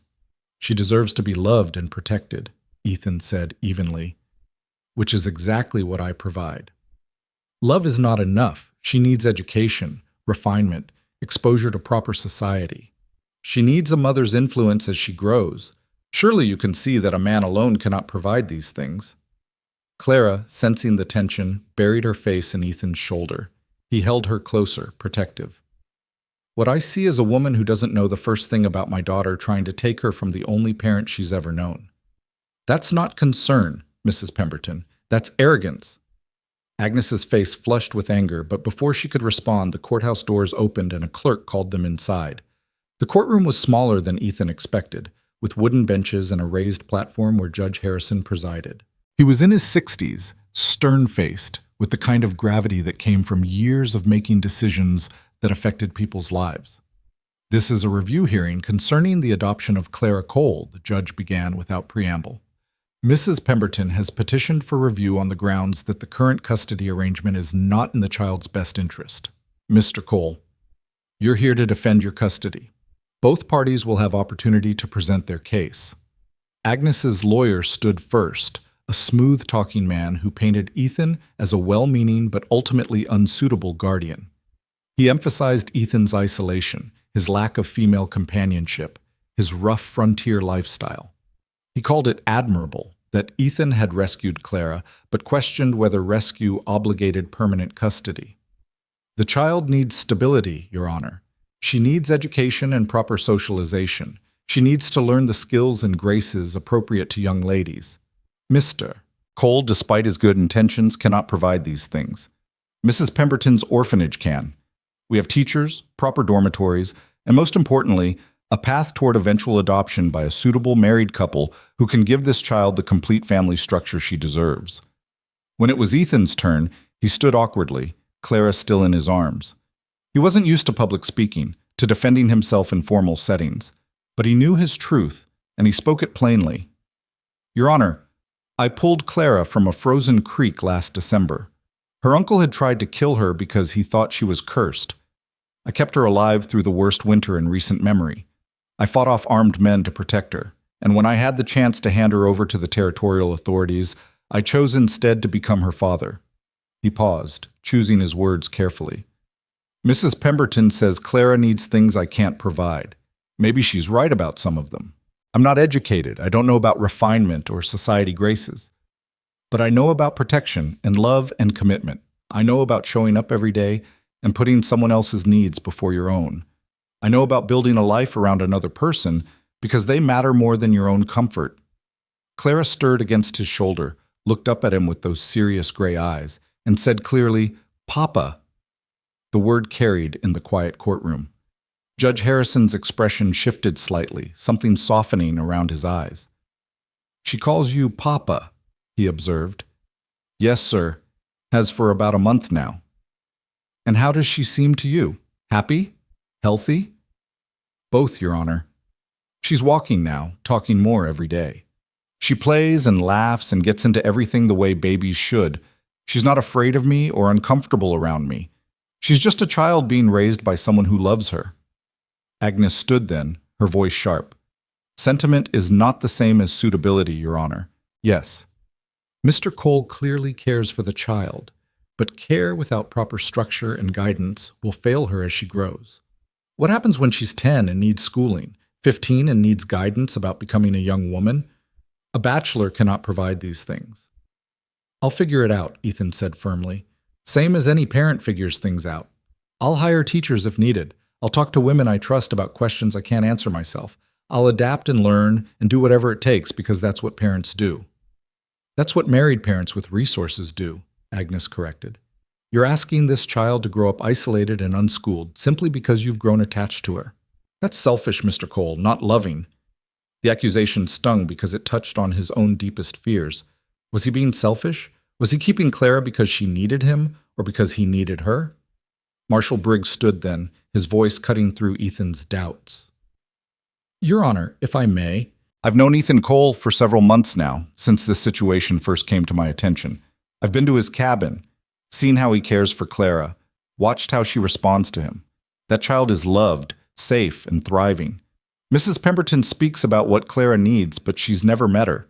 She doesn't know that Clara's uncle tried to murder her, or that the adoptive father she's dismissing saved the child's life multiple times. The past is irrelevant, Agnes's lawyer interjected. We're concerned with the child's future. The past is entirely relevant, Briggs shot back, because it shows character, it shows commitment. Mr. Cole didn't have to take responsibility for Clara. He could have brought her to Helena, handed her over, and gone back to his solitary life. But he didn't. He chose her, fought for her, became her legal father. That kind of devotion doesn't stop just because a child gets older or situations get more complicated. Judge Harrison listened to all of it, his expression unreadable. When both sides had finished their arguments, he sat back in his chair and studied Clara, who'd grown bored with the proceedings and was playing with the buttons on Ethan's shirt. Mrs. Pemberton, the judge said finally, your concerns about Mr. Cole's suitability are noted. However, I see no evidence of abuse, neglect, or incapability. The child appears healthy and well-adjusted. The legal adoption was properly executed with appropriate family consent. And most importantly, the child has clearly bonded with her adoptive father. Agnes opened her mouth to protest, but the judge held up a hand. However, I am also mindful that children's needs change as they grow. Mr. Cole, I'm going to maintain your custody of Clara, but with conditions. You will ensure she receives proper education, either by hiring tutors or enrolling her in school when she's of age. You will make your home accessible to periodic welfare checks by territorial authorities to ensure her continued well-being. And should circumstances change that make you unable to care for her properly, you will contact the territorial office immediately. Relief flooded through Ethan so powerfully his knees nearly buckled. Yes, Your Honor, all of that, yes. Mrs. Pemberton, your petition is denied. This adoption stands. Agnes's face went rigid with anger and disappointment. Your Honor, I must protest. Your protest is noted and overruled. This hearing is concluded. The judge's gavel came down with finality. Ethan held Clara tighter, almost unable to believe it was over. She was still his. They'd won.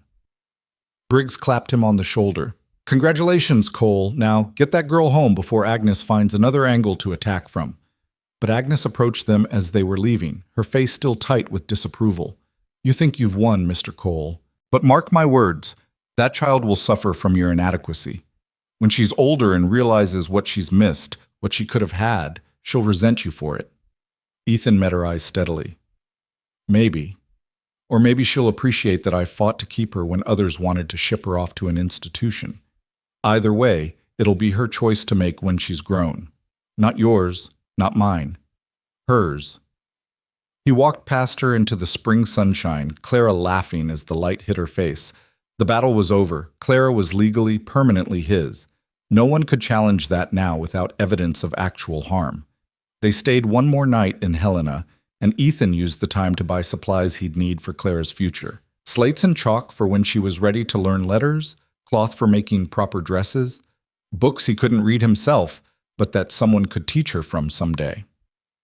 The ride home took 2 days, but Ethan didn't mind. Clara was happy in her carrier, pointing at everything, practicing her small vocabulary, secure in the knowledge that her papa was there. When they finally reached the cabin, the spring garden had started to sprout, green shoots pushing through dark earth. The creek ran clear and gentle, bearing no resemblance to the deadly torrent it had been in December. The mountains stood eternal and beautiful, promising both challenge and shelter in equal measure.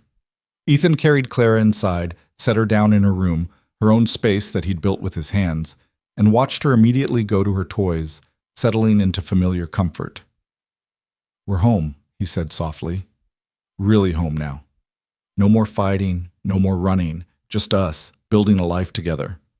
Clara looked up at him and smiled, holding out a wooden horse he'd carved for her. He sat on the floor beside her, took the toy, and began to play, making hoarse sounds that sent her into peals of laughter. Outside, spring continued its patient work of renewal. Inside, a father and daughter played together, their bond forged in crisis but sustained by something simpler and more powerful. Love, choice, commitment, the foundation of every real family, regardless of how it begins. Summer arrived in full glory, transforming the Montana Territory into a landscape so different from winter's harsh beauty that it seemed impossible they occupied the same space. Wildflowers carpeted the meadows in waves of purple and yellow. The creek ran cool and inviting over smooth stones, and the air carried the scent of pine and wild sage. The cabin that had once been a fortress against the cold now stood with windows thrown open, welcoming warm breezes that carried Clara's laughter out across the valley. She was walking confidently now, running even, chasing butterflies through the tall grass with the fearless enthusiasm of a child who'd never learned to doubt her own safety.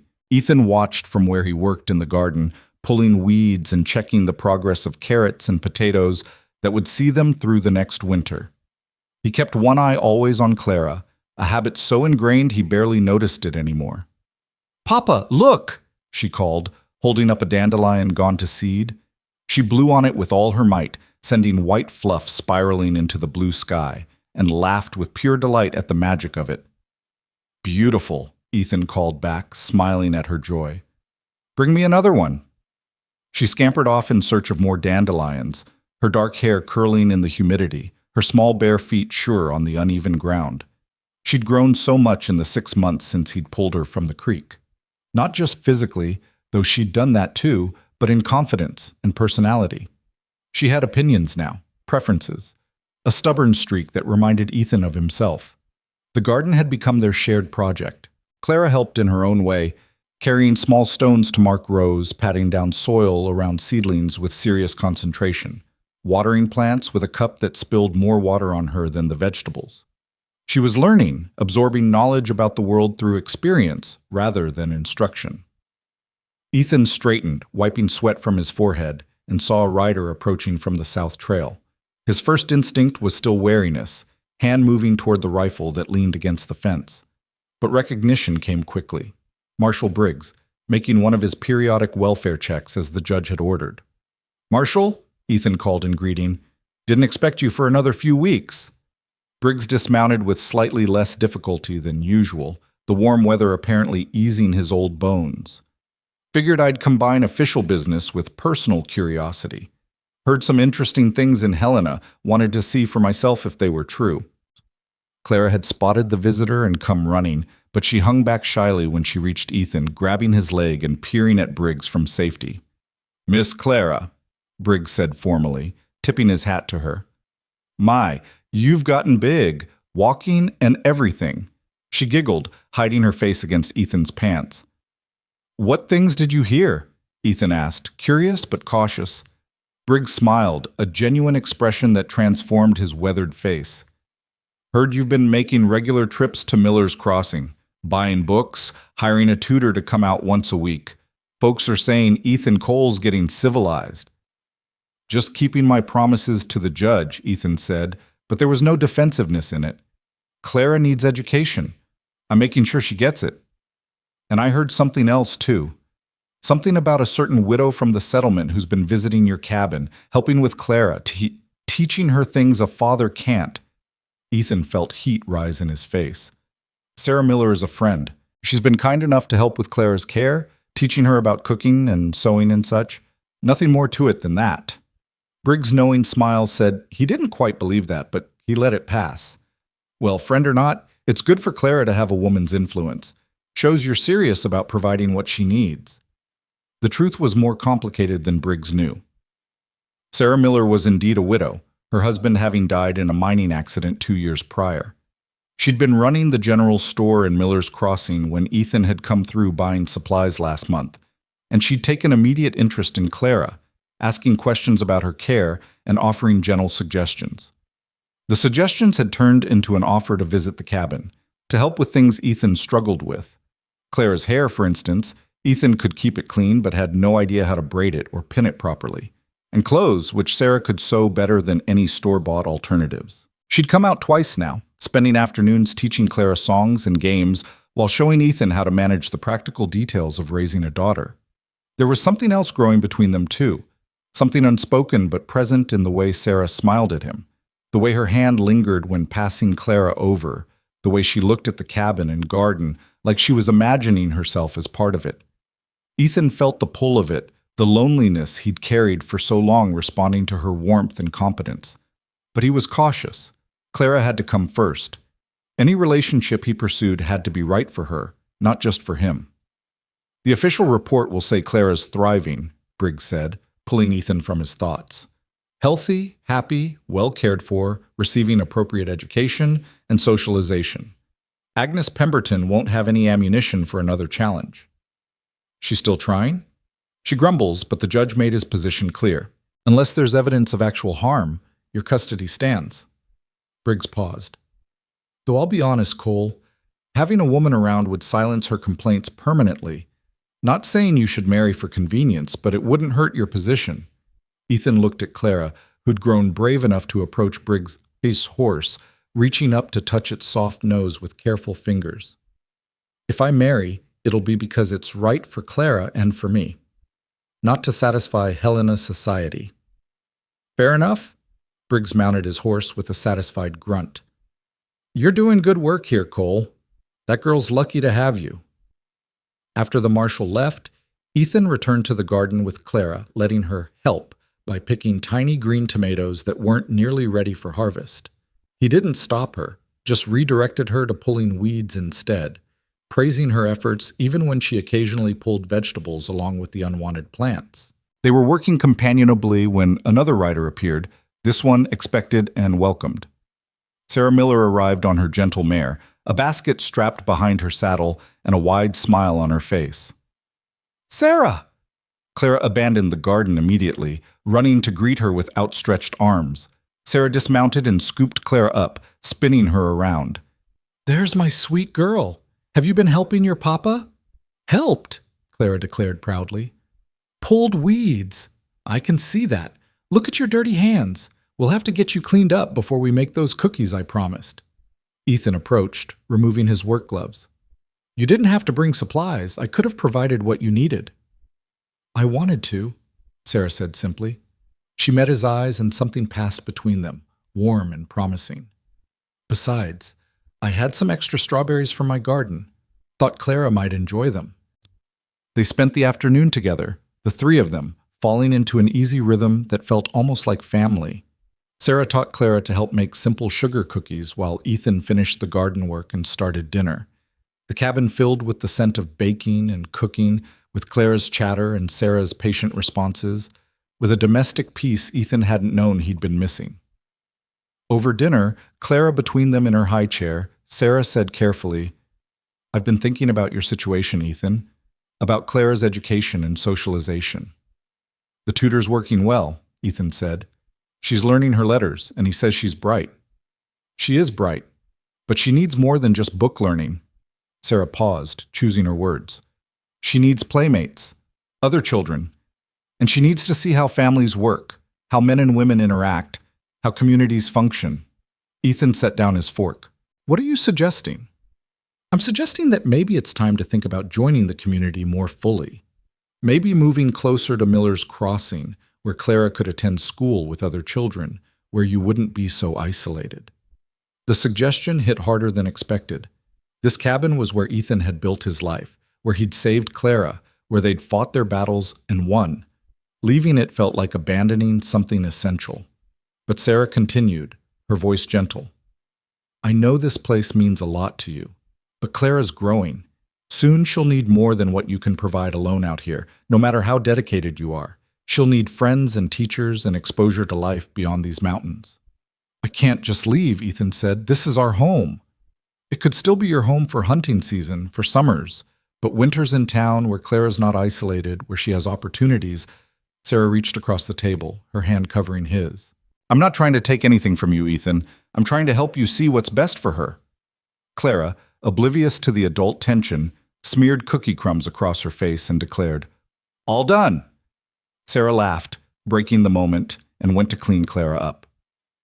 But her words stayed with Ethan through the rest of the evening, through helping put Clara to bed, through walking Sarah to her horse as sunset painted the sky orange and gold.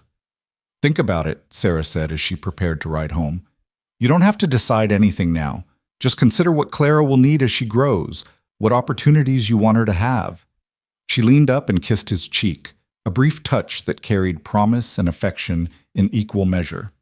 Then she mounted her horse and rode away, leaving Ethan standing in the gathering darkness with more questions than answers. That night, after Clara was asleep, Ethan sat outside and looked at the stars scattered across the vast Montana sky. He'd come to this territory 15 years ago specifically for the isolation, for the escape from expectations and connections that could fail you. He'd built a life of deliberate solitude, convinced it was safer than risking attachment. Then a baby girl had been thrown into a frozen creek, and everything he'd believed about safety and isolation had been proven wrong. Clara had taught him that connection wasn't weakness, that caring about someone else's future was worth any risk.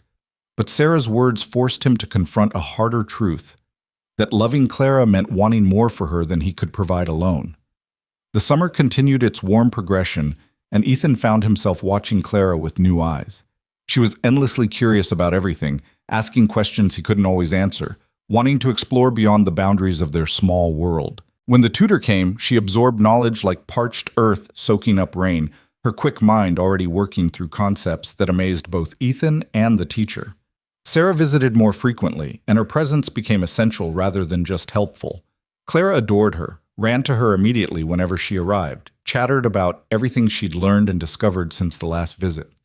And Sarah responded with genuine affection, treating Clara not as a burden or charity case, but as a child worth investing in. One evening in late July, after Clara was asleep, Sarah and Ethan sat on the porch watching fireflies dance in the meadow. "I have a proposal," Sarah said quietly, "and I want you to hear me out before you respond." Ethan's pulse quickened, uncertainty mixing with anticipation. "I'm listening." "The store in Miller's Crossing is doing well enough that I could afford help. I could spend more time here with Clara, teaching her things she needs to know. I could even move out here if you'd be willing to expand the cabin to give me my own space." She took a breath, gathering courage. "Or you could marry me, and we could make this official. I know it's practical more than romantic, and I know we haven't courted properly, but I care about Clara like she's already mine. And I care about you, Ethan Cole, more than I probably should after such a short time. We could be a family, a real one, for Clara's sake and for ours." The words hung in the night air, honest and vulnerable. Ethan looked at this woman who'd come into their lives and made everything better, who'd seen Clara's needs clearly and offered to help meet them without hesitation. "Sarah," he said carefully, "I won't lie and say I haven't thought about it. You've been good for us, better than I knew we needed. But marriage is permanent, and I need to know you understand what you'd be taking on. Clara will always come first for me. Always. If that's something you can live with—" "Ethan," Sarah interrupted gently, "Clara coming first is exactly why I want this. I'm not looking to replace anyone or compete for your attention. I'm looking to be part of something good, to help raise a child who deserves every advantage we can give her. And yes, I'm also looking for companionship, for partnership, for someone to share the burdens and joys of life with. But those things aren't separate from Clara. They're all connected." She reached for his hand in the darkness. "I'm not asking you to love me the way you might have loved someone in a traditional courtship. I'm asking you to build something with me, to let me be part of Clara's life and yours in a permanent way. The rest, affection, partnership, maybe even love, that can grow as we work together. But the foundation is her, and that's exactly how it should be." Ethan thought about the winter ahead, about the challenges that would come as Clara grew older and needed more than he could provide alone. He thought about Sarah's patience and warmth, her competence and kindness. He thought about how Clara's face lit up when Sarah arrived, how naturally they'd fallen into routines that felt like family. "I need to think about it," he said finally, "not because I doubt you, but because this decision affects all of us. I need to be sure it's right." Sarah smiled in the darkness. "Take all the time you need. I'm not going anywhere." But as summer deepened and August arrived with its golden heat, Ethan found his answer not in thinking but in observing. He watched Sarah teach Clara to braid daisy chains, her patient hands guiding small fingers. He watched Clara run to Sarah with scraped knees and hurt feelings, seeking comfort she knew would be freely given.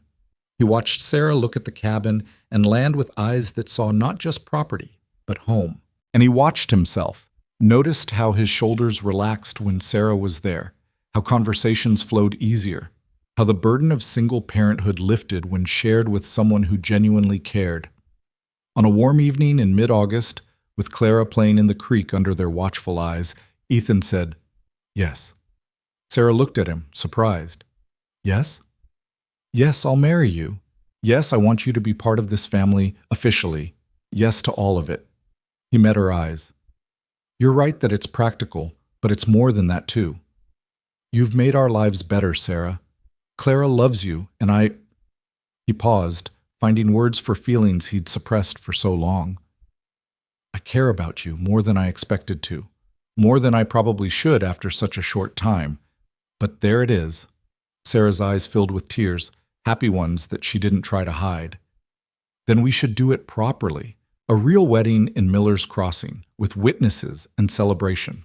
Clara should see us make this commitment publicly, should understand that we're choosing to be a family." The wedding happened 3 weeks later, on a clear September morning when summer was just beginning to think about turning toward fall.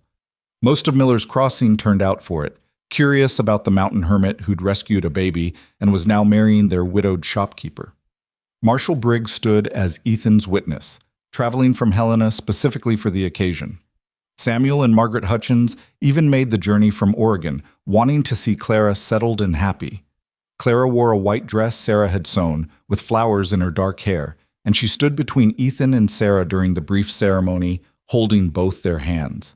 When the minister pronounced them married, she clapped her hands and said, "Mama," pointing at Sarah, a title she'd been testing for weeks but now claimed with confidence. Sarah knelt down, tears streaming freely now, and gathered Clara into her arms. "Yes, sweet girl, I'm your mama now, and your papa and I are going to take such good care of you." The celebration afterward was simple but joyful, food and music and dancing in the town square. Ethan, who'd avoided community gatherings for 15 years, found himself enjoying the connection, the belonging, the acceptance of people who'd decided his past didn't matter as much as his present choices. Margaret Hutchins sought him out as the sun began to set, Clara asleep on Sarah's shoulder nearby. "Our sister Catherine would be so happy," Margaret said softly. "To know her daughter is loved like this, has a real family who chose her deliberately. You've given Clara what Catherine wanted most, a chance at a good life." "She gave me what I needed too," Ethan said honestly. "Purpose, connection, a reason to be better than I was. That's what children do, if we let them." Margaret smiled. "Take care of each other. That's all any family can really do." They stayed in Miller's Crossing for a week after the wedding, Sarah introducing Clara to other children, letting her see what community looked like. Clara was hesitant at first, clinging to Ethan or Sarah, but curiosity eventually won out, and she began to play, to share, to discover the joy of friendship. Watching her laugh with other children, Ethan understood what Sarah had been trying to tell him. Clara needed this, not as a replacement for the cabin and mountains she loved, but as a complement to it. She needed both wilderness and community, both independence and connection. So they made a plan. They'd spend winters in Miller's Crossing, where Clara could attend school and be part of the community. Summers they'd return to the cabin, where she could run wild in the meadows and learn the skills of frontier life. The best of both worlds, adapted to her changing needs as she grew. The first snow fell in late October, marking the transition to their new life. The cabin stood empty but cared for, ready for summer's return. In Miller's Crossing, Ethan had purchased a small house near Sarah's store, with room for Clara and space for the family they were becoming. Clara adapted quickly, her resilience a testament to how secure she felt in Ethan and Sarah's love. She made friends at school, learned to read with astonishing speed, and brought home drawings and stories and questions that kept both her parents engaged and entertained. One evening in December, exactly 1 year after Ethan had pulled Clara from the frozen creek, the three of them sat before their fireplace in town. Clara was nestled between her parents, drowsy from a full day of play and learning. "Papa," she said sleepily, "tell story." "About creek." She asked for this story often, the tale of how Ethan had found her and saved her. Sarah had been worried at first that the story might traumatize Clara, but Ethan had understood what his daughter needed, to know her origins, to understand how she'd come to be part of this family. So he told it again, his voice soft in the firelit room. One winter day, when snow covered everything and the world was frozen, I heard a voice, small and scared, calling for Mama. I followed that voice to a creek, and there you were, the bravest baby I'd ever seen, fighting to stay alive in water that wanted to pull you under. You saved me, Clara murmured, a key part of the story she always needed confirmed. I did. I pulled you out and brought you home, and you've been mine ever since. And then Mama came, Clara added, reaching for Sarah's hand. Then Mama came, Sarah agreed, kissing Clara's forehead, and made our family complete. Clara sighed, content, and closed her eyes. Within minutes, she was asleep, secure in the knowledge of where she belonged. Ethan looked at Sarah over their daughter's head, saw his own gratitude and wonder reflected there. They'd built something real from tragedy and chance and choice. Not perfect. No family was perfect. But genuine and strong and rooted in love that had been tested and proven. Thank you, he said quietly. For what? For seeing what we needed. For being brave enough to offer it. For loving her like she's yours. Sarah smiled. She is mine, just like she's yours. That's how family works. Outside, snow began to fall, gentle and steady, covering Miller's Crossing in white. The creek where Clara had nearly died ran distant and frozen, locked in winter's grip. But here, in this warm house with these people who'd chosen each other deliberately, life flourished. Clara Cole, once abandoned to die in frozen water, now slept safe between parents who would walk through fire to protect her. The journey from that desperate winter day to this peaceful evening had been hard, marked by conflict and fear and uncertainty. But every challenge had been worth it, every fight justified by the simple fact of this child's existence and the family that had formed around her. Spring would come again, as it always did. The creek would thaw and run gentle. They'd return to the cabin for summer adventures, teaching Clara about wilderness and independence and the vast beauty of the Montana Territory. But they'd also return here each winter, to community and school and the connections that made life rich. Clara would grow up knowing both worlds, understanding that strength came in many forms. The solitary courage of her father who'd saved her life, the quiet determination of her mother who'd chosen to love her, and her own resilient spirit that had survived impossible odds to claim the future she deserved. The fire crackled. Snow fell. And Ethan Cole, who'd spent 15 years convinced that isolation was safety, held his sleeping daughter and grateful wife, and understood that he'd been wrong. Safety wasn't isolation. It was this. People who chose to stay, who fought for each other, who built something permanent from the fragile materials of trust and commitment and love. It was family, however that family came to be. And it was enough, more than enough. It was everything.